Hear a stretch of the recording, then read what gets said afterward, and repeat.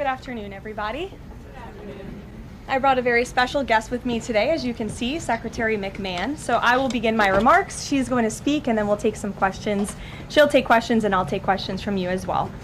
First off, yesterday, First Lady Melania Trump and Second Lady Usha Vance traveled to Marine Corps Air Station New River and Camp Lejeune in North Carolina, where they spent the day meeting with students, educators, military families, and United States Marines. Both the First Lady and Second Lady were grateful for the warm welcome and remain deeply committed to supporting military families and the communities that serve our great nation. May God bless all of them. In economic news, the September jobs report showed the American economy remains strong, with 119,000 new jobs added, more than double expectations. These gains came after the summer passage of President Trump's historic tax cuts and multiple big trade deals with countries around the world. In particular, construction jobs surged by 19,000 in September, the largest monthly gain in a year. Nearly all of this solid monthly job growth came from the private sector and went to Americans rather than foreign-born workers, the opposite of what we saw under the previous administration. Inflation also remains under control, and wages are up by 3.8% over the year for American workers because of President Trump's pro-growth policies. In fact, real wages are on pace to increase roughly $1,200 for the average worker this year under President Trump. This is a complete reversal of the failed Biden era, when we saw inflation skyrocket to 9%, causing private sector workers to see their wages decline by approximately $3,000. We know that Americans are still hurting from the 4-decade high inflation caused by Joe Biden and the Democrats. But President Trump is making significant progress to fix this, and he will not stop working until he solves it. As the president recently stated, he is never satisfied. For example, President Trump's policies are working to make Americans' Thanksgiving more affordable this year, from their commute to the dinner table. Nearly 100 million Americans are expected to drive next week to spend time with loved ones for the holiday. And thanks to President Trump's drill baby drill agenda, the national average price of a gallon of gas on Thanksgiving Day is projected to be at the cheapest price since the COVID pandemic in 2021. President Trump is bringing down gas prices and providing significant savings to American families at the pump. And again, we expect those prices to continue to decline. According to the American Farm Bureau Federation's annual survey, cooking Thanksgiving dinner will also cost less this year than it did last year and is down about 5% overall. The average price for a staple of the meal, a 16-pound frozen turkey, is down more than 16% from last year, which will provide critical savings for families and their budgets.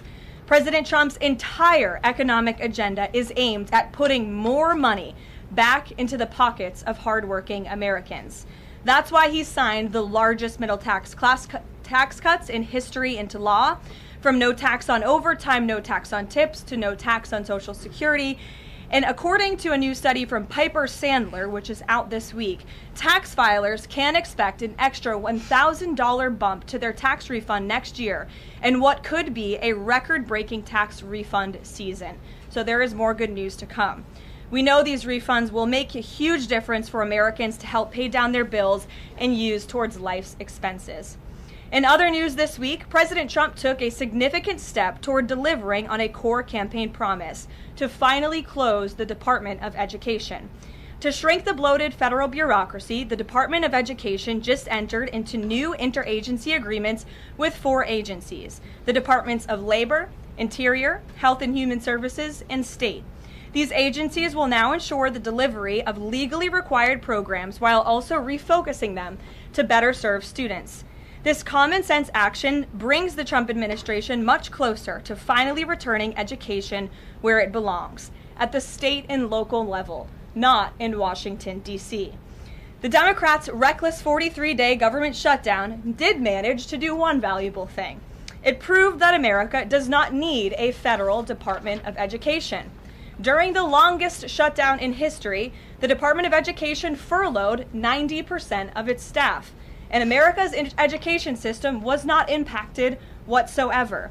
Schools stayed fully open across the country. Students attended class and received normal in-person instruction, and our wonderful teachers received their paychecks uninterrupted. The Democrats' government shutdown made it painfully obvious that American families do not need the Department of Education. Since its creation in 1979 during the Carter administration, the Department of Ed has spent over $3 trillion taxpayer dollars without improving student achievement.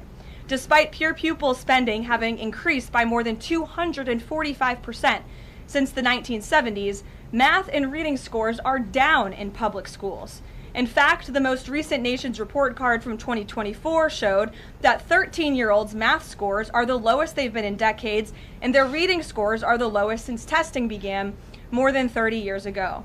It's clear that throwing more money at a broken system does not work, and that's why President Trump appointed the amazing leader behind me, our Secretary of Education, Linda McMahon, who is making these monumental changes at the direction of the president. We're very grateful to have you here today to talk about these changes and then take some questions. Hopefully folks in this room will have some questions on the very important topic of education. So please, Mrs. Secretary. Thank you. Thank you very much, Caroline. It's really a pleasure to be here with you today, and thank all of you for being here as well. My purpose here is to speak directly to the American families, not just you, but to the American families, about the work this administration is doing in education to reverse our national decline with a hard reset of our educational system. That reset was a top campaign promise from President Trump to send education back to the states and end Washington's micromanagement of education once and for all. This week we took the most decisive steps thus far to make good on this promise to you. We have linked 6 groundbreaking partnerships with other federal agencies to delegate education department programs that are redundant with existing programs at Labor, State, Interior, and HHS.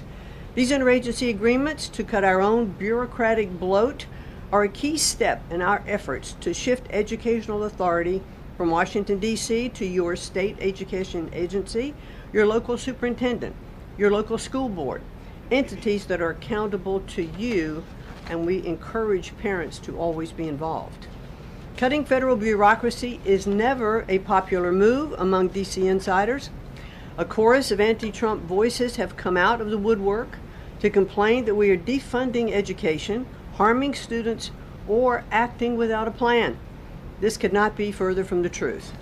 The majority of Americans across the country handed to President Trump the popular vote precisely because they have seen the brokenness of a top-down education system run by the federal government. They're painfully aware that only 3 out of 10 students can read proficiently at their grade level. They know that college students are collectively $1.7 trillion in debt, and less than half of college graduates get a job that actually uses the degree which they studied so hard to get. They see more teachers than ever before leaving the profession due to burnout, over-regulation, and lack of autonomy in the classroom. Anti-Trump voices are stirring up fear that returning education to the states is a draconian action. When Americans hear that we are shutting down the department, but given no other details, 51% oppose it. But when those same Americans are informed of our plans to preserve important elements of our work in other federal agencies and to maintain the K-12 funding that is distributed to the states, that number flips to an even greater majority at 56%. And they support returning education to the states and breaking up the bureaucracy. That's because the Department of Education is a pass-through entity. It doesn't educate a single student. The money it sends to states for education can be sent directly without waste.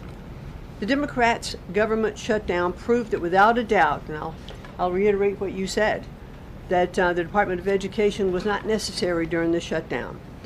Now, this is what I've seen already on my 50-state tour that I've embarked on. Educators are innovating in their schools. States are customizing their budgets and standards, and post-secondary institutions are planning for the economy of the future. But we're not leading them. They are informing us. That's why our final mission as a department is to fully empower states to carry the torch of our educational renaissance. Education is local. It should be overseen locally by those who best know local needs. We're not ending federal support for education. We are ending federal micromanagement and paving the way for education renewal through state reforms like school choice, the science of reading, and restoring the right priorities in higher education. President Trump promised to send education back to the states, and we're keeping that promise. America's next generation will look back on the work we've carried out, thankful for an education system that prioritizes students over bureaucracy. Thank you. Well, thank you very much, Madam Secretary, and we'll take some questions for the Secretary if you have them. Elizabeth, why don't you start? Thank you for joining us. You announced the partnership to move some functions of the Education Department to other agencies. Are you talking to members of Congress about codifying this so that it lasts beyond the administration? Yes, we started our conversation, and thanks very much for asking that, because there have been some reports that Congress is in the dark on this. That's clearly not true. We've been talking to I've talked to dozens of members of Congress to explain to them exactly what we're doing, to bring them up to speed, and to say to them, look, when we have completed some of these transfers that are working incredibly well, then we will be looking to Congress to codify those, make them permanent. Brian. Thank you. Secretary McMahon, what is the update on the negotiations with Harvard? I know the President has publicly pointed to you as somebody who's worked on that. I think you've talked about that at length, but I'd like to understand, where are things with those negotiations with Harvard this time? They're ongoing negotiations, and I feel very comfortable that we are getting close to having those negotiations finalized. It's been open door conversation all along. Deanna? Hello, Mrs. Secretary. The President recently posted about establishing a federal standard for AI. Do you know if the administration has a view on the use of AI for students in schools? And Caroline, do you know if the President personally uses AI? I don't think so. You can handle I've that never one. witnessed it, so I can't attest to that. Well, I do think AI is going to need guardrails, but I have witnessed AI firsthand. I was at the Alpha School in Austin, Texas, and the first 2 hours of every day in that school, students are learning through AI. They have their headsets on, they're in front of their screens, and the AI is really acting as like an individual tutor for those students, allowing those students that can progress faster to do that. Those who need a little catch-up, it refeeds information to them. And so after those 2 hours of learning, the basics of what they're doing in their curriculum that day, then they spend the rest of the day, they have good recess and all of that time, but then they spend the rest of the day in what are called life skills, and they're actually using the information that they've learned this morning. So I've seen some AI in action that is really proving quite beneficial. Michael. Thank you, Caroline. Secretary McMahon, as the Education Department continues to pare down, can you talk about taxpayer services like charter school grants and how the department will continue to assist kids with special needs? Well, we are going to make sure that there's no interruption in getting that grant money out the door. That money is it comes from Congress. It's appropriated by Congress, and we legally are obligated to do that. And the transitions we're starting to make, our first programs that went over to the Department of Labor, that was a few weeks ago. We actually signed the first interagency agreement, which we accomplished under the authority of the Economy Act. We transferred grants for WIOA and for the Perkins Act. And the really good news is that the Department of Labor has a much more sophisticated system, technology system and grant fulfilling system than the Department of Education does.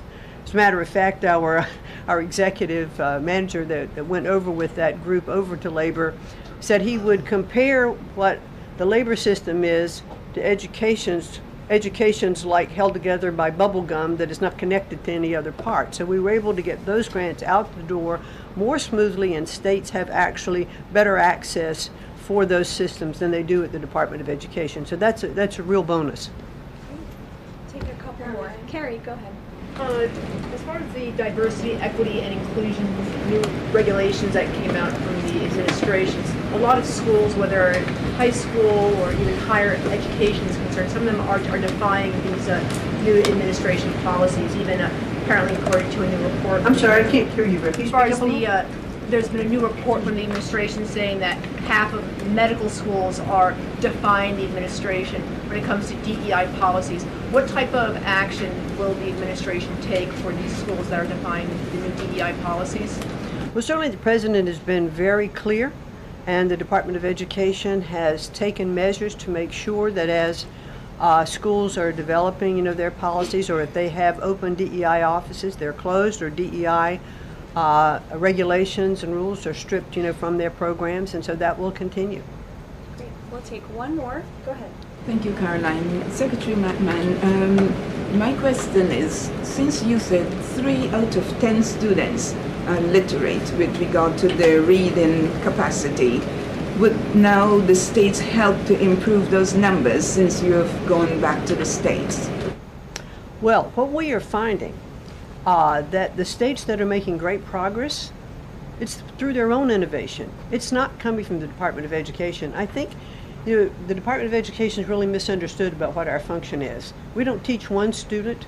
We have nothing to do with the curriculum that are in any states. We are a pass-through pathway from money that's appropriated by Congress to get to the states.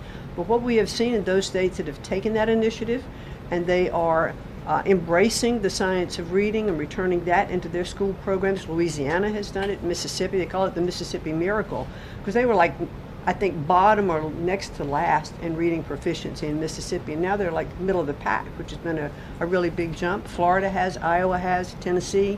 So, but these are innovations that are done at the state level. This is not anything we're dictating, and that's why I'm saying returning education to the states where they really are already leading in their education endeavors, and 90% of their budget they provide.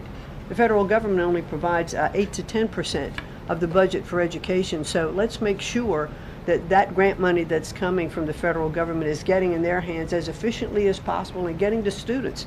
We don't want teachers having to spend their time and money in regulatory compliance. There was one superintendent chief who said to me that they had done some calculation in their state, and that for every dollar that went into the classroom in a grant, 47 cents was spent in regulatory compliance.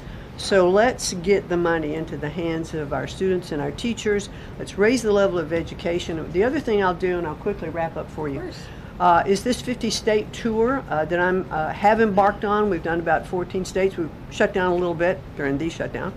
But what I am doing is visiting different kinds of schools, grammar schools, middle schools, high schools, micro schools, private schools, charter schools, the whole gambit. And in the end, my goal will be, as we step away and fully deliver education back to the states, is to provide them with a best practices toolkit of all of the things that I have seen around the country to say, hey, this is working. Check with these superintendents, check with these governors. And what I found a little bit is governors are a little competitive. So it's kind of nice to give some of these best practices out there. It'll work because it's already working.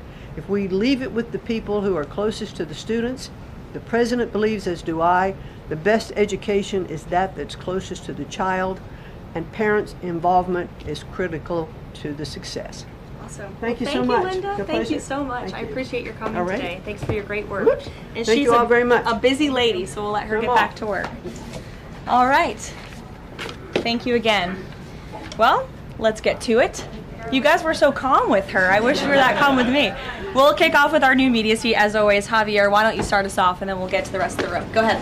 Thank you very much. My name is Javier Negre. I'm from Spain. I'm the owner of the biggest media platform in Hispanic politics, with brands like La Derecha Diario, Ira TV, or UH Plus, or Vicegrad in Spanish. And I'm happy to be here. Thanks for supporting the new media, also in the Hispanic community. We try to fight against medias like Telemundo, Univision, CNN, or NBC News that are spreading fake news and attacking the ICE operations.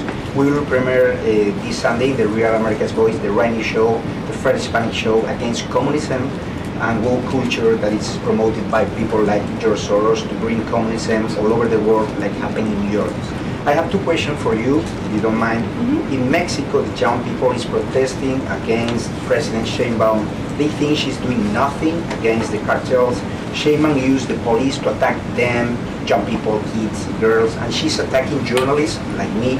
in a country where 150 journalists have been killed in the past years. The USA legacy media is attacking President Trump for his comments about the fake news media, while they are not publishing anything about the murders of journalists in Mexico. Why do you think they stay silent about the murders of journalists in Mexico and the attacks to businessmen like Ricardo Salinas? And my second question is, Trump said he has a plan for the narco state of Venezuela. Does he have a plan for Mexico where, according to Stephen Miller, the cartels are controlling governments and territories? Sure. Well, thank you, Javier, for the question, and thank you again for being here. We're proud to have new media voices in the briefing room. As for President Sheinbaum and the president's relationship with Mexico, I will tell you that we have seen historic strides from President Sheinbaum and her administration in Mexico when it comes to cracking down on the cartels. They have been incredibly cooperative with the president's efforts at our southern border to crack down on illegal immigration and also the illegal trafficking of drugs at the southern border. Now the president is very interested in taking additional measures against the drug cartels. He's been very clear about that. He's spoken about it, and this is a promise that he made to the American public. And so his national security team is discussing these options all of the time. And on the campaign trail, the president promised to take on the cartels. He has taken unprecedented action to do so, and he has left additional options at his disposal on the table. So those are only decisions that the president can make. Thank you. What about the silence of the legacy media about the murders of journalists in Mexico? 150 journalists have been killed in the past years. Yeah, well, it's certainly something I wish the media would report on more, and it's something that this administration absolutely condemns. I can't speak for the media, but I can speak for the president. That's not something he wants to see. Thank you. Sure.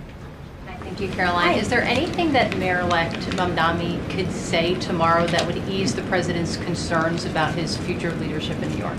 Look, I don't want to speak for the president or get ahead of this meeting that we are currently working on tomorrow. As you saw, the president put out a statement tomorrow that the mayor-elect will be coming to the Oval Office, and so our teams are arranging those details. I won't get into the president's thinking on it. I think you'll all hear from him directly.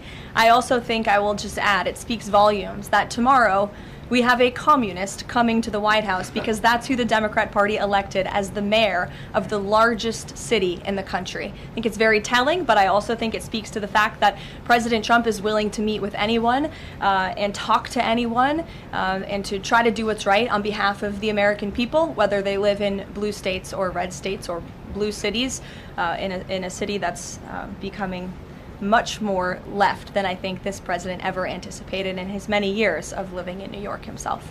Nancy. Thanks, Caroline. This morning, President Trump accused 6 Democratic lawmakers of seditious behavior punishable by death. Just to be clear, does the president want to execute members of Congress? No. Let's be clear about what the president is responding to, because many in this room want to talk about the president's response, but not what brought the president to responding in this way. You have sitting members of the United States Congress who conspired together to orchestrate a video message to members of the United States military, to active duty service members, to members of the national security apparatus, encouraging them to defy the president's lawful orders. The sanctity of our military rests on the chain of command. And if that chain of command is broken, it can lead to people getting killed. It can lead to chaos. And that's what these members of Congress who swore an oath to abide by the Constitution are essentially encouraging. We have 1.3 active duty service members in this country. And if they hear this radical message from sitting members of Congress, that could inspire chaos and it could incite violence and it certainly could disrupt the chain of command. These 3 members of Congress, I will also add, knew exactly what they were doing. You look at Alyssa Slotkin. She's a former member of the CIA. Mark Kelly was a captain in the U.S. Navy. Maggie Goodlander was a naval officer, and notably, she is also the wife of Joe Biden's national security former advisor, Jake Sullivan.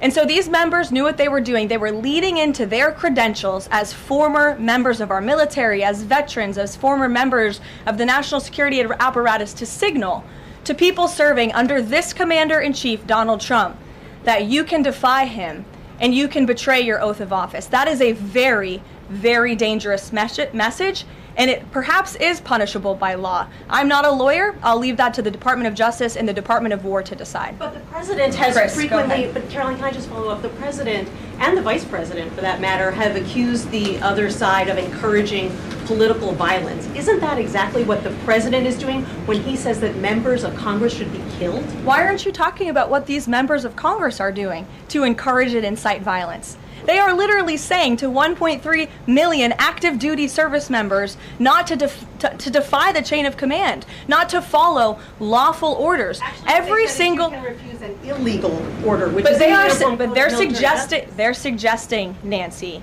that the president has given illegal orders, which he has not. Every single order that is given to this United States military by this commander-in-chief and through this chain of command, through the Secretary of War, is lawful. And the courts have proven that. This administration has an unparalleled record at the Supreme Court because we are following the laws. We don't defy court orders. We do things by the books. And to suggest and encourage that active duty service members defy the chain of command is a very dangerous thing for sitting members of Congress to do. And they should be held accountable. And that's what the president wants to